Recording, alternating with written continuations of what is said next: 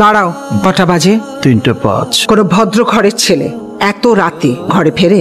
আপনারা বিরক্ত হয়েছেন, তার জন্য এত রাত পর্যন্ত জেগে থাকার দরকার ছিল না। চাচাকে বলে দিলেই হতো। স্টুপিডের মতো কথা বলো না। গতকাল তুমি 50 লক্ষ টাকা কেন তুলেছো?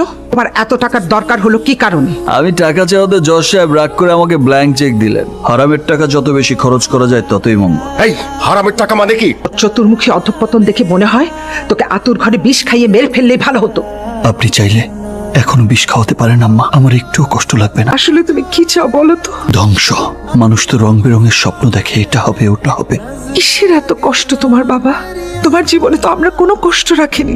স্কুল লাইফে আমি গাড়িতে করে স্কুলে যেতাম, হাত খরচের জন্য অনেক টাকা পেতাম। তারপর কলেজ বিশ্ববিদ্যালয়ে যখন পড়ি, 2 হাতে টাকা উড়িয়েছি। প্রতি মাসে আমি যে টাকা খরচ করেছি, একটা দরিদ্র পরিবার প্রতি মাসে সংসার খরচের জন্য তার 3 ভাগের 1 ভাগ টাকাও পায় না। আম্মা, আপনি কি বলতে পারবেন প্রতি মাসে এই সংসারের খরচ কত? পারবেন না, হিসেব করে দেখার দরকার হয়নি কখনো। এই যে প্রাসাদের মতো বাড়ি, চাকর, দারোয়ান, ড্রাইভারদের বেতন, সংসার খরচ, আপনার এবং জজ সাহেবের ক্লাব খরচ, এর সাথে সামাজিকতা, দান ধ্যান, সব মিলিয়ে এই সংসারের প্রতি মাসের খরচ 10 থেকে 12 লক্ষ টাকা। কত টাকা বেতন পান আপনার স্বামী? বন্ধ করো এসব লেকচার। এর থেকে ভালো লেকচার আমি জানি। আর জেগে তোমার এসব নাটক শোনার সময় আমার নেই। দাঁড়ান মিস্টার জাজ, দাঁড়ান। মধ্যরাতে যে নাটকটি শুরু করার জন্য আপনারা জোট বেঁধে অপেক্ষা করছিলেন, তার শেষ দৃশ্যটা দেখে যাবেন না? লেকচার আপনি ভালোই জানেন, সেটা সর্বজন বিদিত। এদেশের চোর, বাটপার, টাউটরা আরো ভালো লেকচার জানে। না না, আমি ওসব ছিচকে চোর বাটপারদের কথা বলছি না, বলছি রাঘব বোয়ালদের কথা, যারা ব্যাংকের শত শত কোটি টাকা লোপাট করে দেয়, রাষ্ট্রের হাজার হাজার কোটি টাকা লুটপাট করে বিদেশে বাড়ি গাড়ি বানিয়ে রাখছে। সেটা লেকচার নয়।